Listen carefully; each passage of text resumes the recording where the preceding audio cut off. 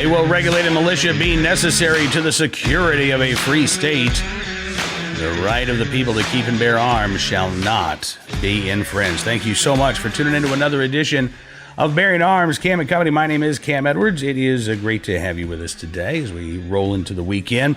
We've got a beefy, lengthy, fascinating conversation with Cibola County Sheriff Tony Mace coming up, talking about the red flag threat that is reemerging in New Mexico and the sheriffs who are fighting back against this measure. But we've also got some good news legislative to talk about as well. Big news out of Maine, where the state's legislative council, which is a 10-member body of Republicans and Democrats from both the House and the Senate, they meet every year before the next year's legislative session begins, and they kind of go over all of the submitted bills and figure out, okay, here's what we're going to spend our time talking about. So they had 399 different bills that they were looking at. 7 of them were gun control bills, authored by various state lawmakers, supported, though, by Moms Demand Action. And the state legislative council in Maine, by the way, it should be noted, Maine has a Democrat governor, has a Democrat-controlled House, Democrat-controlled Senate, and the Democrat-controlled House and the Democrat-controlled Senate rejected every single one of these gun control proposals. So, as it stands right now, there will not be a quote-unquote assault weapons ban considered in Maine. There will not be a bill that would require every gun owner to purchase mandatory liability insurance. There will not be a bill that would ban legally allowed individuals to carry their legally owned firearms into places like child care centers while you're dropping off your kid.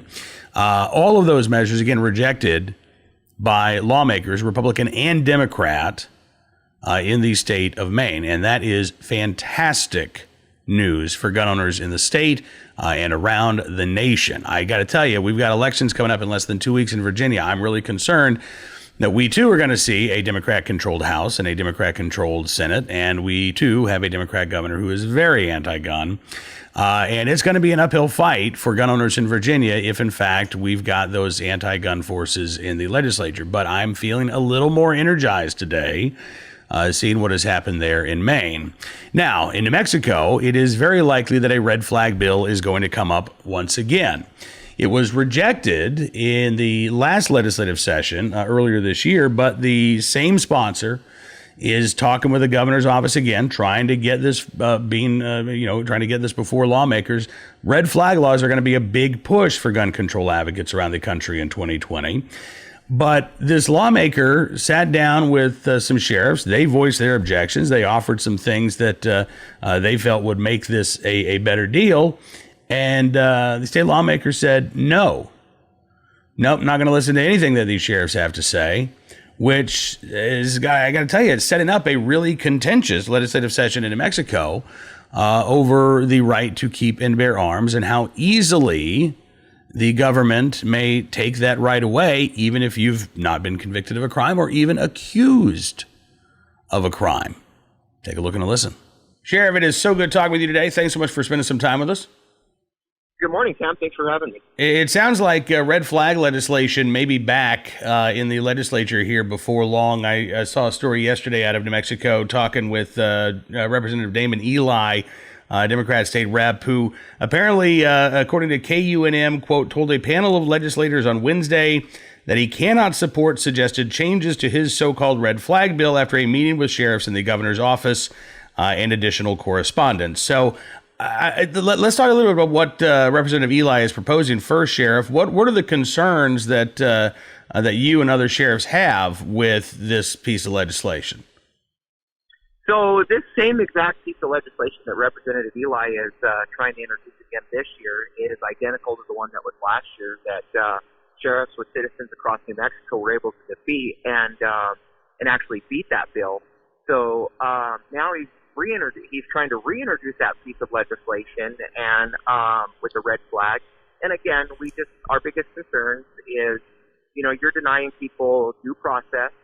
You're holding people accountable for this law would hold people accountable for a crime that they have not committed yet. You're denying somebody's constitutional right to bear arms without even committing a crime. You're wanting to put law enforcement in a dangerous situation that again, there's so many constitutionality issues with the red flag laws. And we met with the committee of sheriffs and met with Representative Eli and tried to explain some of that stuff to him again. Mm-hmm. And, and this was early off right after the legislative session. And that was at the recommendations of the governor, and trying to make sure that these red flag laws don't come back. But he just on sit. And Yep. We're just. Go ahead, Sheriff. I'm sorry we lost you for just a second, but you're back now. He keeps trying to bring this piece of legislation back, and there even when you have attorneys saying, hey, there's due process problems with this, and you're just it's not just law enforcement saying, hey, you cannot just there's some constitutionality issues with this, and they insist on keep bringing it back, and we're wasting time on the issues that we know are not going to work. Yeah, so it sounds like you all made some suggestions on what could be done that would make this a supportable bill. I know that Representative Eli says that he rejected a suggestion to delay gun seizures for up to 15 days prior to a court hearing. So I'm guessing right now, under his proposed legislation, the guns are taken and then there's a hearing afterwards to determine whether or not they get their guns back. Exactly. And, we're a nation of innocent until proven guilty. And you're guilty until proven innocent. You're denying your constitutional right to bear arms without even committing a crime. Now it's going to cost you money hiring an attorney to defend yourself for something you haven't even done. Mm-hmm. And it could be a false accusation. Basically, it's more hindrance on the law-abiding citizen than it is the criminal element. And that's what we should be focusing on and when you talk about, he says it's a preponderance of evidence. Well, we don't operate off of preponderance of evidence. That's a really low legal standard, yeah. Exactly. We operate off of probable cause, and we follow the law, the letter of the law. I think we might have lost you again, Sheriff. Oh, are you there? Yep, we got you again. Okay. We're talking with Sheriff Mace, by the way, while he is on the road getting ready to, you're going to the police academy today, right? Yes, sir. I have a deputy graduating from the police academy. It's been a long 20 plus weeks, excited deputy, and we're excited to get him out on the streets and start serving our community, and that's what we do. That's awesome. So we understand if, occasionally we hit a cell phone dead spot, we'll work around that. I do appreciate your time today. So, so it sounds like, again, like the sheriffs, you guys are willing to try to make this better, but it sounds like Representative Eli sort of is digging his heels in and saying, no, this is it. This is what the proposal is going to be. Well, and our thing is we're as an association, we do not support the red flag laws at all. Okay. And what happens is when we go in there and we talk about the due process of it, the whole law balances in the pendulum of due process, right? So when you start talking about the due process, it takes away the need for this law, because we already have current laws on the books that allow us to deal with these situations as they arise. Now, the flip side of it is, there's, the anti-gunners will use the numbers from suicides to drive this agenda. Well, a suicide is, I don't mean to be harsh, but suicide is not a crime, and you're attacking one tool. What happens if you take the gun out? Now they got the car, they got the bomb, they got the rope, they got the knife. I'm so glad you brought that up, Sheriff, because there was a story that I wrote yesterday for Bearing Arms. Every Town for Gun Safety is now pushing red flag laws to disarm veterans. Look,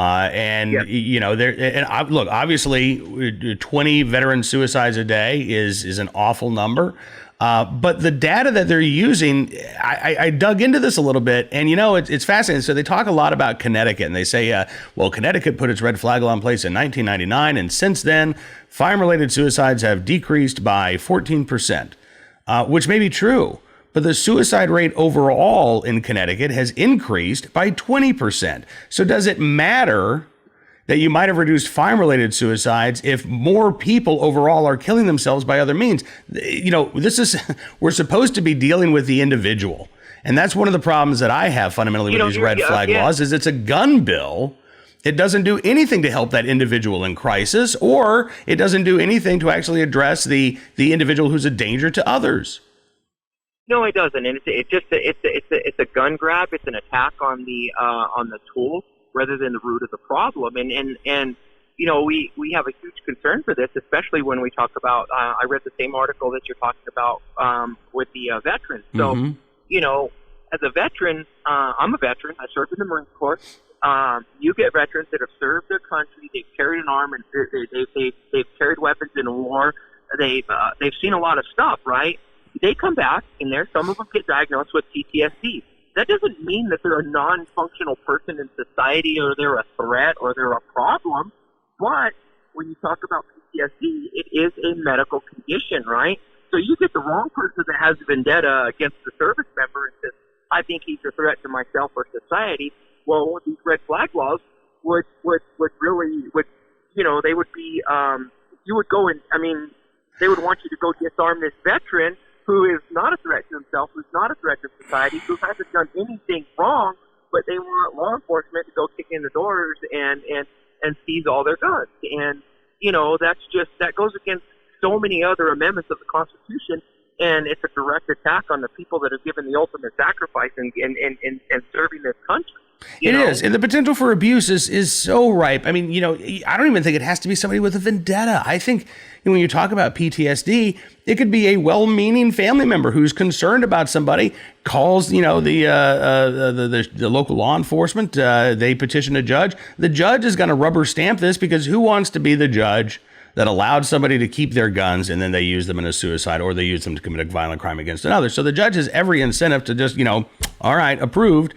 And then, as you say, you've got this individual who may not be a threat to himself or others, who has their firearm seized, who is now stigmatized in a very, very public fashion, and then they're left alone. You know, again, it's an abuse of their rights, but it is also, I think it does more. It has a potential to do a lot more harm than good. It has the potential to do a lot more harm than it does good, and I mean. So the other flip side of this, and it's something you need to be careful about, and I don't know if they've ever thought about it, is as elected officials, you are a target. You're in the public's eye all the time. And if somebody knows that you're a gun owner and you don't, you basically don't vote their way, or they get something against you, they can go make one of these false accusations. And not only does it violate your rights, but it puts you in a bad situation, and it puts your name out there in a bad light. And just, again, now, the same law that you're supporting is being used against you in a frivolous way, it just, there's so much room for abuse on these laws. And you know, when Representative Eli, when we talk about due process in these red flag legislation, he says, well, his defense is, you know, well, you're going to leave the guns there for 15 days. How does that prevent the individual from doing what they were going to be doing? It's no different than the domestic violence protection order that they put out. We get the court order, it's rubber stamped, we go serve it, and then they have 15 days before they appear in front of the judge to see if that order needs to be a year, 2 years, permanent, temporary, or if they even need to surrender their weapons. Mm-hmm. You know, so it's no different. Why is it good for that one but not for this one?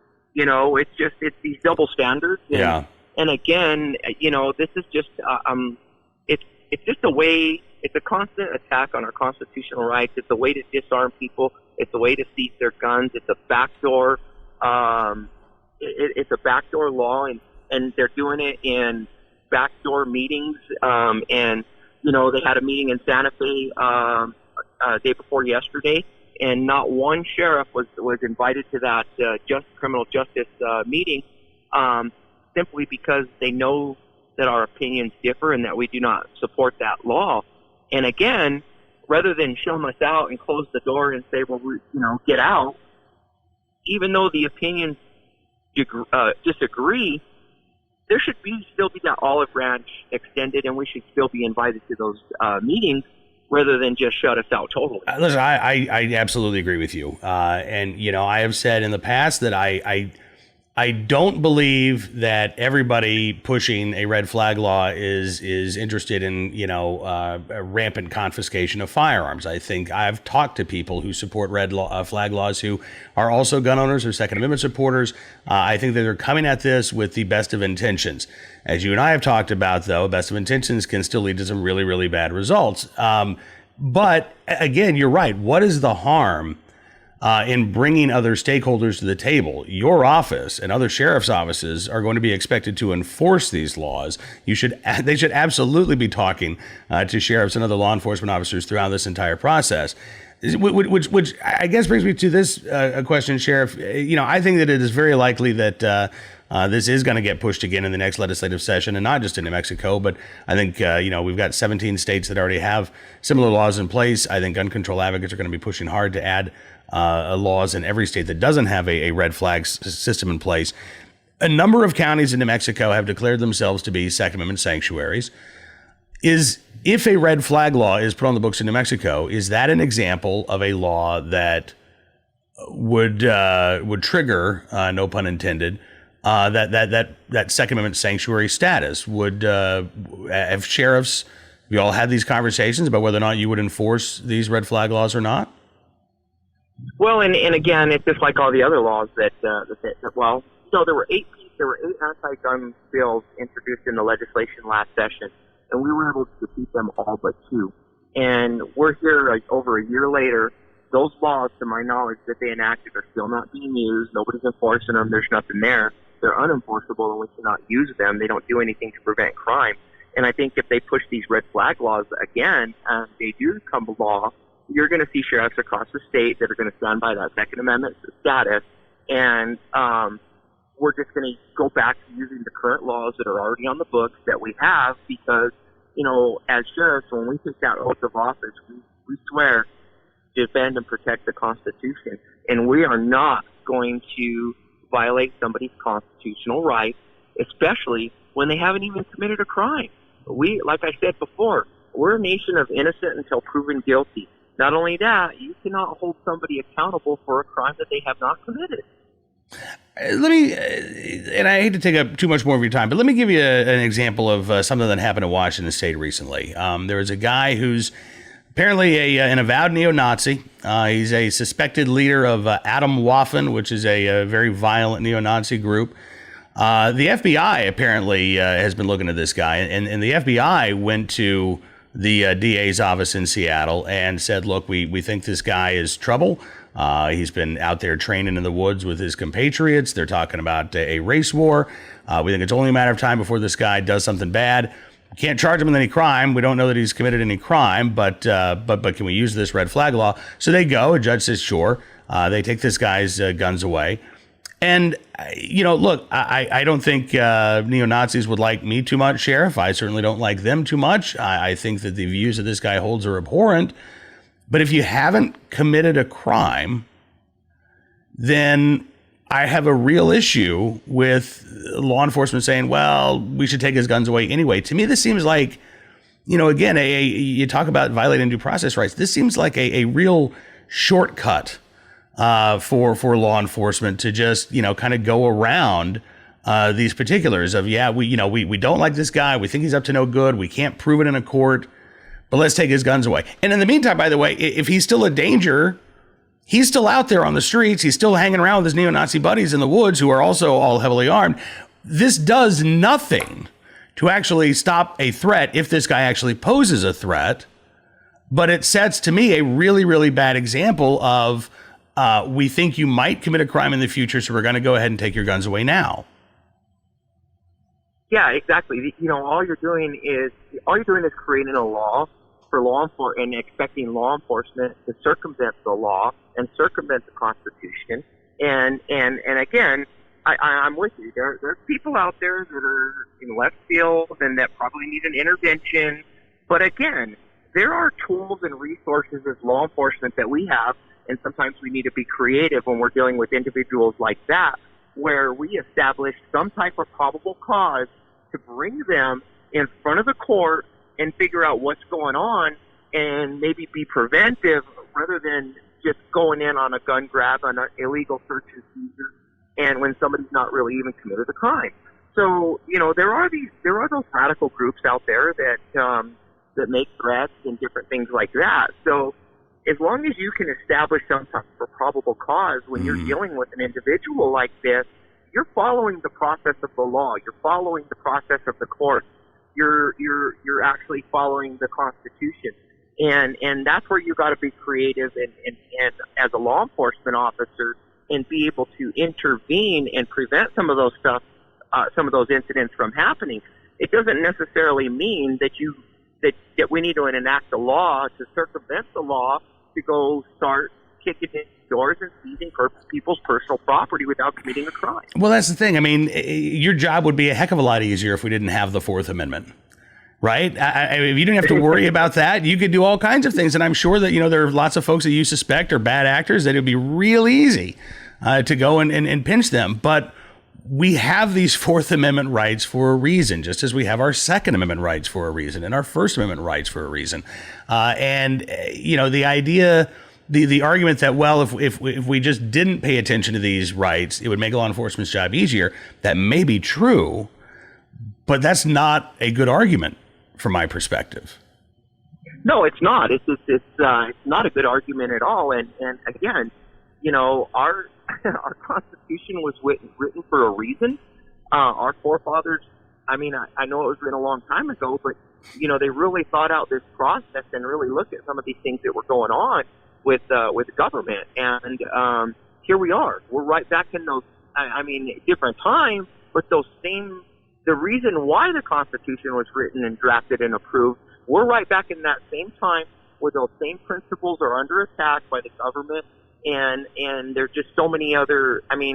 It's like going back in time. We're right back there, and that's the very reason why these amendments and everything is there to protect the citizens' rights. Absolutely. Sheriff Tony Mace, listen, I appreciate you joining us today, sir, and thank you for letting me take up some of your time. Enjoy the rest of your drive in, and say congratulations to your deputy for us, will you? Thank you, Cam. Appreciate it. Call me anytime. Absolutely. We'll be talking again soon. Sheriff Tony Mace with us here on Bearing Arms, Cam and Company. Now, one other story we're actually following out of New Mexico, and we'll be reporting more on this next week. There has also been, in addition to that red flag bill, a quote-unquote assault weapons ban that has just been introduced. We're going to talk more with Sheriff Tony Mace on a edition of Cam and Company next week about that bill that is dropping. All right, on to today's Armed Citizen story, our good deed of the day, our recidivism report. In fact, we will start there. And a repeat offender on the recidivism report, Dale Holloway. We've talked about him before. He's the 37-year-old who was accused of shooting up a church in New Hampshire, despite the fact that he should have been in prison in Massachusetts because of his lengthy crimes there, but Massachusetts gave him slaps on the wrist, and so he was out.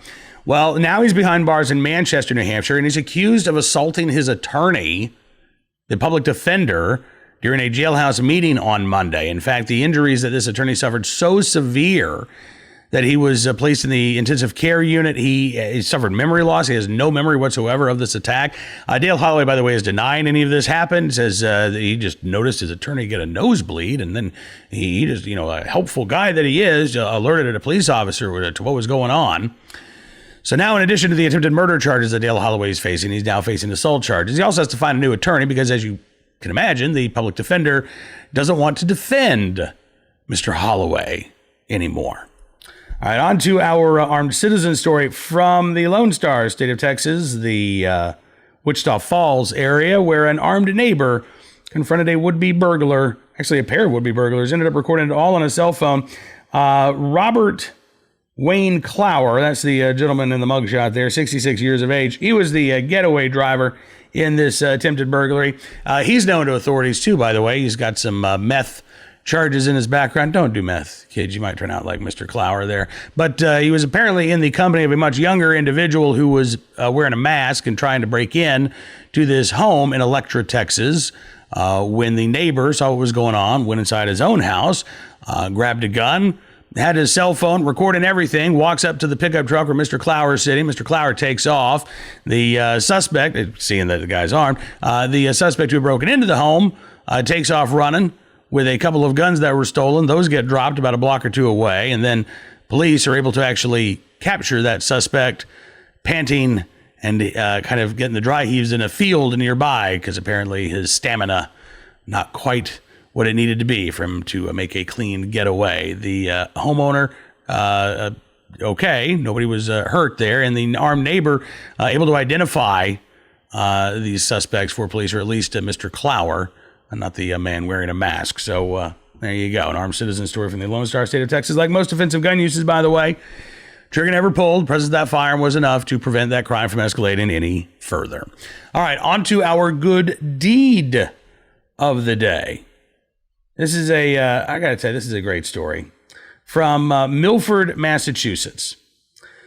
Family in Milford lost a lot of their belongings when their home caught fire, but there was one object that firefighters were able to save, and it's a pretty important one to this family, an American flag rescued from this burning home by Fire Lieutenant Billy Collins. This flag belonged to the homeowner. He said the flag had been hanging up since he moved in. It was one of two inside the house. The second, a flag encased. It's kept in memory of the homeowner's father, as a Navy veteran and police officer. Firefighters were able to rescue that flag as well, which is pretty spectacular. Homeowner's girlfriend says, we're very appreciative that they were able to save our flag in the window and to stop the fire so it did not destroy his father's flag. If his father's flag was gone, I think that would have been the end of him. Lieutenant Billy Collins is a veteran himself. He said any firefighter would have done the same in his position. The home, a total loss. Family lost several pets in the fire. But again, those American flags are going to be flying somewhere soon. A sign of that homeowner's resilience and the ability to rebuild and to start anew. And we appreciate Lieutenant Billy Collins for being in the right place at the right time, willing and able to do the right thing, and for that very good deed. That is going to do it for this edition of Bearing Arms Cam and Company. Appreciate you being a part of the program today. Hope that you enjoy your weekend. Don't forget, next weekend, next Saturday, November the 2nd, on the grounds of the U.S. Capitol, the Second Amendment Rally will be taking place. You can get more information at secondamendmentrally.com. I will be there. My lovely bride, Miss E, is planning on attending as well. We've been hearing from a lot of folks from around the country who are going to be there. We would love to see you in Washington, D.C. for the Second Amendment Rally, secondamendmentrally.com. And don't forget, you can subscribe to Bearing Arms Cam and Company through Apple Podcasts, Spotify, Stitcher, townhall.com's podcast page. You can also subscribe to Town Hall Media on YouTube and never miss a program. Thanks again for watching, for listening, and for spreading the word. And we will see you back here Monday with a brand new edition of Bearing Arms Cam and Company.